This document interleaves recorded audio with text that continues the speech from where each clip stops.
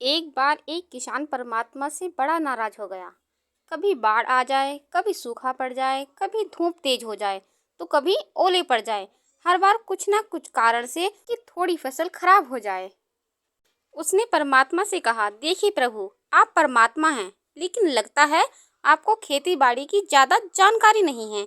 एक प्रार्थना है कि एक साल मुझे मौका दीजिए कि मैं जैसा चाहूँ वैसा मौसम हो। फिर आप देखना मैं कैसे अन्न के भंडार कर दूंगा। परमात्मा मुस्कुराए और कहा, ठीक है, जैसा तुम कहोगे वैसा ही मौसम दूंगा, मैं दखल नहीं करूंगा।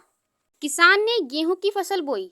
जब धूप चाही तब धूप मिली, जब पानी चाहा तब पानी।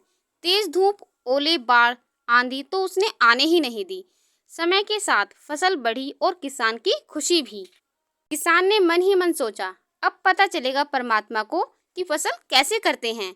बेकार में ही इतने बरस किसानों को परेशान करते रहे।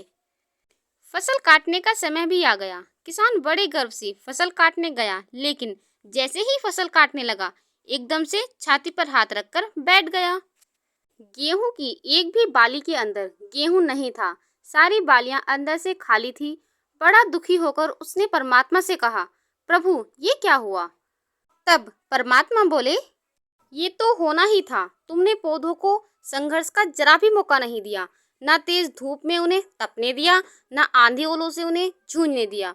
उनको किसी भी प्रकार की चुनौती का एहसास जरा भी नहीं होने दिया। इसलिए सब पौधे खोखले रह गए।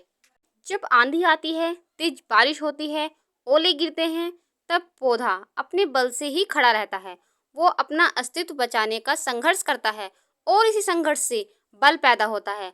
वही उसे शक्ति देता है, ऊर्जा देता है, उसकी जीवंतता को उभारता है। सोने को भी कुंदन बनने के लिए आग में तपने, हथौड़े से पीटने जैसी चुनौतियों से गुजरना पड़ता है।